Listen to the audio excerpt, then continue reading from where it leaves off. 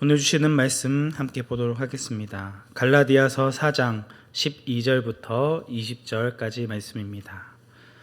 갈라디아서 4장 12절부터 20절까지 말씀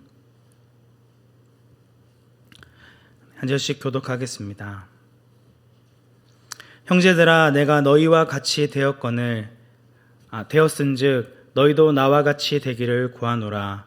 너희가 내게 해롭게 하지 아니하였느니라.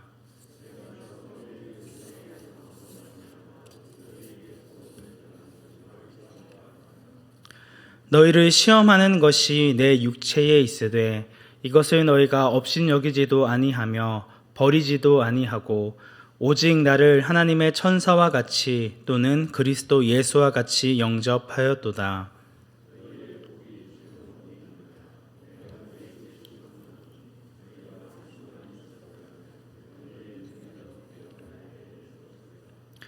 그런즉 내가 너희에게 참된 말을 함으로 원수가 되었느냐?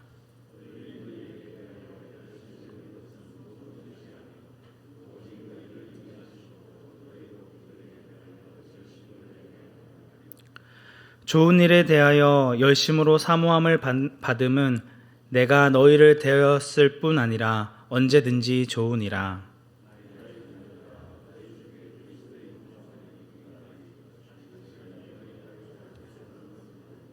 함께 읽겠습니다. 내가 이제라도 너희와 함께 있어 내 언성을 높이려 함은 너희에 대하여 의욕이 있음이라. 아멘. 오늘 본문의 말씀은 그동안 사도 바울이 복음을 사수하기 위해 보였던 강경했던 주장들이 보이지 않습니다. 지금까지는 치밀한 논증으로 복음에 대해 변증하며 강하게 자신의 주장으로 설득하고자 했다면 오늘 본문은 과거에 갈라디아 교회 성도들과 맺었던 좋았던 관계에 대해 언급합니다. 논리적인 사고 대신에 감정에 호소하며 말씀을 전하고 있는 것이죠. 12절 말씀입니다. 형제들아, 내가 너희와 같이 되었은즉 너희도 나와 같이 되기를 구하노라. 너희가 내게 해롭게 하지 아니하였느니라. 호칭에서부터 형제들이라고 친근하게 부릅니다. 그리고 내가 너희와 같이 되었듯 너희 역시 나와 같이 되기를 구한다는 바람을 이야기합니다. 내가 처음 너희에게 다가가서 어떻게 행했는지를 생각해 보라는 것입니다. 사도 바울은 유대인임에도 불구하고 갈라디아 교회 성도들에게 유대인의 문화와 특정한 삶의 방식을 전혀 요구하지 않았습니다. 유대교의 전통을 알지 못하는 이방인들 속에 들어가서 그들과 똑같이 살았습니다. 아니, 오히려 그들을 섬기는 종이 되었습니다. 바울은 어디를 가든지 항상 복음 증거에만 초점을 맞추고 자신을 내려놓고 비워서 이방인과 동일한 삶을 살아갔다는 것입니다. 이러한 바울의 삶은 고린도전서 9장 19절부터 23절 말씀에서 살펴볼 수 있습니다. 조금 길지만 제가 읽어드리겠습니다. 내가 모든 사람에게서 자유로우나 스스로 모든 사람에게 종이 된 것은 더 많은 사람을 얻고자 함이라. 유대인들에게 내가 유대인과 같이 된 것은 유대인들을 얻고자 함이요, 율법 아래에 있는 자들에게는 내가 율법 아래에 있지 아니하나 율법 아래에 있는 자 같이 된 것은 율법 아래에 있는 자들을 얻고자 함이요, 내가 여러 사람에게 여러 모습이 된 것은 아무쪼록 몇 사람이라도 구원하고자 함이니 내가 복음을 위하여 모든 것을 행함은 복음에 참여하고자 함이라. 바울에게 복음을 증거하는 일보다 더 중요한 일은 아무것도 없었습니다. 그렇기 때문에 그는 유대인을 만날 때에는 유대인의 모습으로, 율법 아래에 있는 이방인들에게는 이방인의 모습으로, 그리고 약한 사람 앞에서는 약한 모습으로 자기를 비우고 낮추어서 그들에게 자신을 맞추었습니다. 복음을 위해 자신이 마땅히 누릴 수 있는 권리도 포기하고 자신의 자존심도 내려놓고 종과 같이 그들을 섬긴 것입니다. 자기가 중심이 되어 다른 사람들 앞에 자신의 높음을 자랑하고자 하는 세상 사람들과는 정반대의 모습을 보이고 있습니다. 갈라디아 교회 성도들 역시 처음에는 복음을 위해 스스로 종이 되기를 자처했던 바울을 선대해주고 환영해 주었습니다.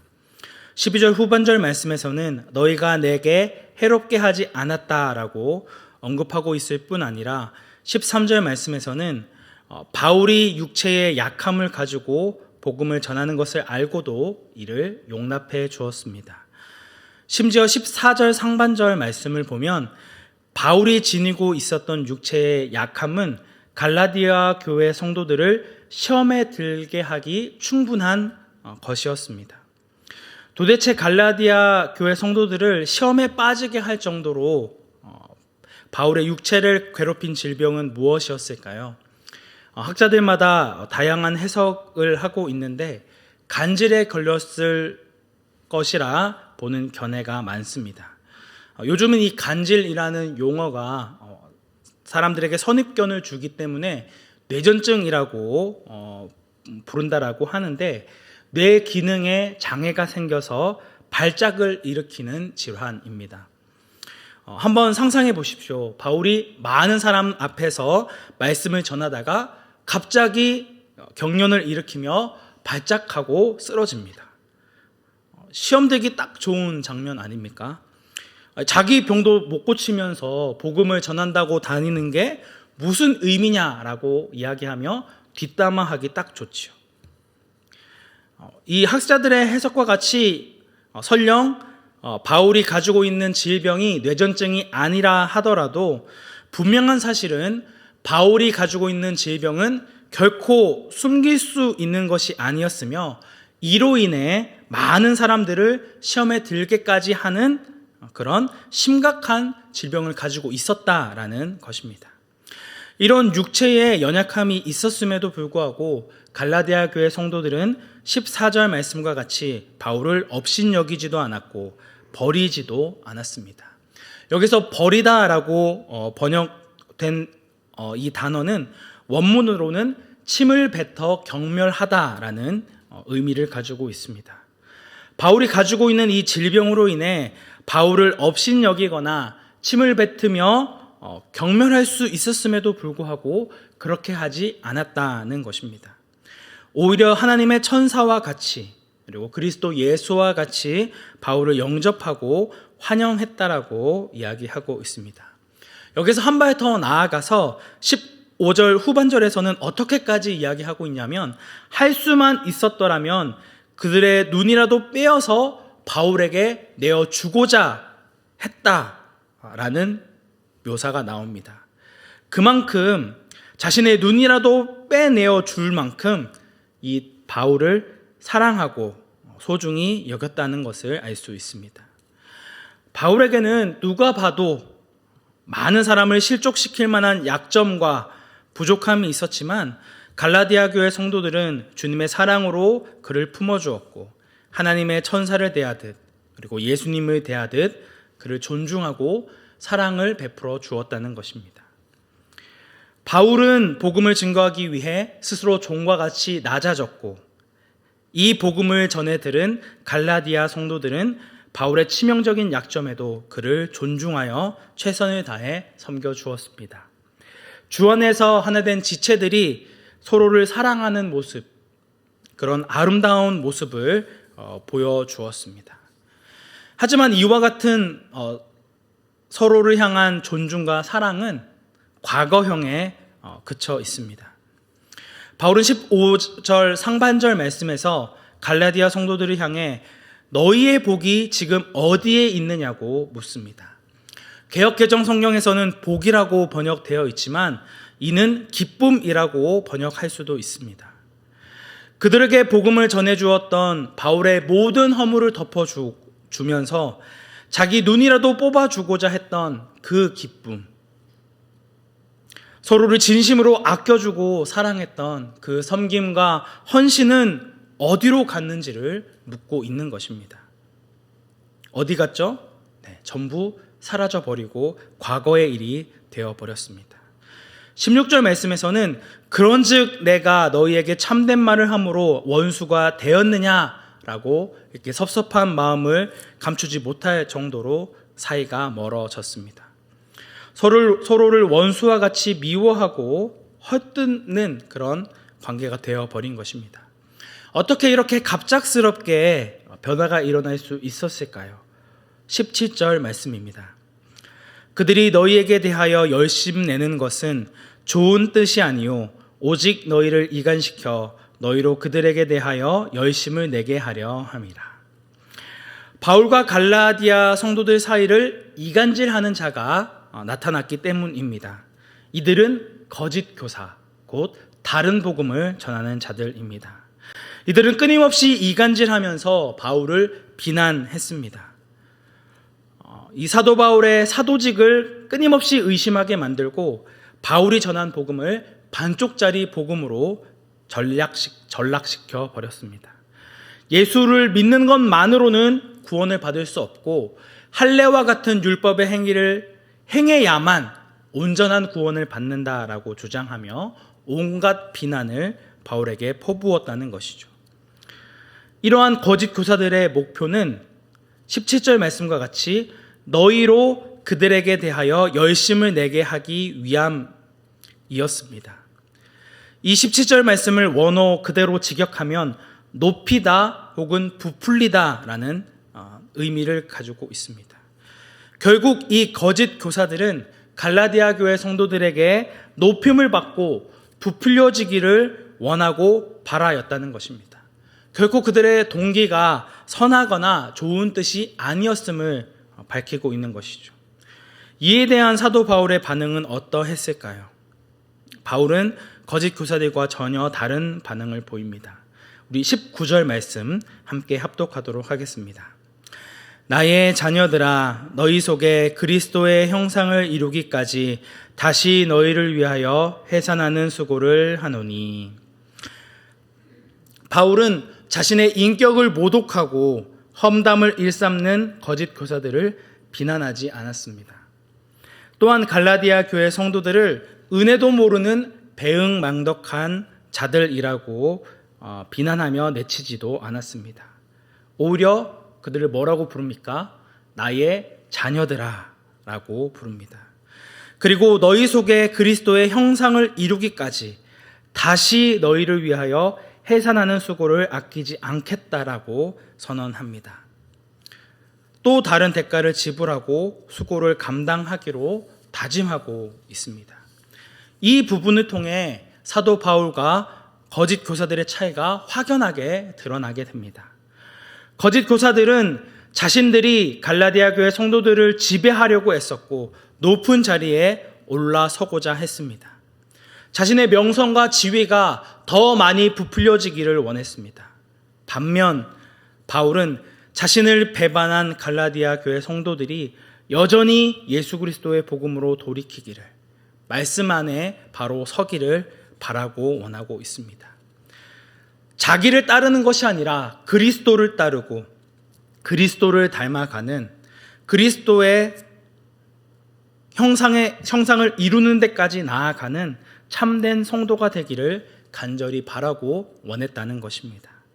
복음을 전하기 위해 스스로 종되기를 자처했던 바울은 그때나 지금이나 여전히 갈라디아 교회 성도들을 사랑합니다. 아이를 출산하기까지 오랜 시간 진통을 겪는 산모와 같이 자신에게 어떠한 어려움과 고통이 따른다 할지라도 영적인 아이인 갈라디아 성도들을 결코 포기하지 않았다는 것입니다. 그리고 기어코 태 속의 아이가 생명을 얻도록 자신의 모든 힘을 쏟아내고 진통을 버텨냅니다. 해산하는 수고를 기꺼이 감내하고 참고 인내합니다. 이것이 영적인 아비인 사도 바울이 보이는 너무나도 마땅한 모습이고 영적인 아비가 보이는 마땅한 태도라 할 수 있습니다. 1차적으로 이 말씀은 이 많은 영혼을 맡은 목회자인 저에게 주시는 말씀이기도 합니다만 이미 그리스도 안에서 새로운 생명을 얻은 모든 성도들에게도 동일하게 적용되어지는 말씀이기도 합니다. 사랑하는 성도 여러분, 오늘 우리의 모습은 어떠합니까? 아직 태어나지도 못한 영적으로 너무나도 연약하고 도움이 필요한 자들을 예수 그리스도의 생명으로 출산하기 위해 어떠한 수고와 인내를 행하고 있습니까? 혹여나 내가 원하고 내가 바라는 이런 신앙적인 몇 가지의 기준으로 끊임없이 다른 사람들을, 그리고 그리스도 안에 한몸된 지체들을 정죄하거나 판단하고 있지는 않으신지요? 한 영혼이 그리스도의 형상을 닮아 끊임없이 성장하고 자라가서 나와 같은 영적인 부모의 역할을 감당하는 데까지 나아가도록 더욱 사랑으로 품어주고 인내하고 기다려 주어야 한다는 것이죠.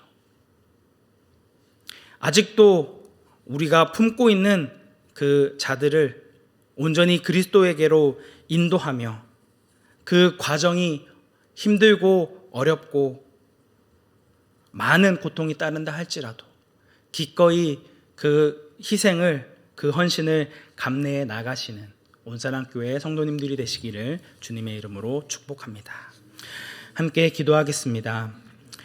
은혜가 충만하신 하나님 아버지, 죄와 허물로 말미암아 비참하게 죽을 수밖에 없었던 소망 없는 우리의 인생 가운데 찾아와 주시고 새로운 생명을 허락하여 주심에 감사를 드립니다. 내가 지금 이 믿음을 가질 수 있기까지 수많은 사람들의 수고와 헌신으로, 그 사랑으로 지금 이 자리까지 세움 받았음에도 불구하고 우리는 또 다른 우리에게 맡겨진 영혼들을 기다려주지 못하고 사랑으로 품어주고 있지는 않은지 다시금 우리의 부끄러운 모습을 돌아보기 원합니다. 오늘 본문의 사도 바울과 같이 한 영혼이 주님께로 돌아오기까지 해산하는 수고를 아끼지 않는 저희들이 되게 하여 주시고, 그 복음을 전하기 위해서라면 스스로 종과 같이 낮아지고 섬기는 저희들이 되어질 수 있도록 우리의 삶을 붙드시고 인도하여 주시고 함께하여 주옵소서. 우리를 사랑하사 자신의 목숨까지 아낌없이 내어주신 예수 그리스도의 이름으로 기도드립니다. 아멘.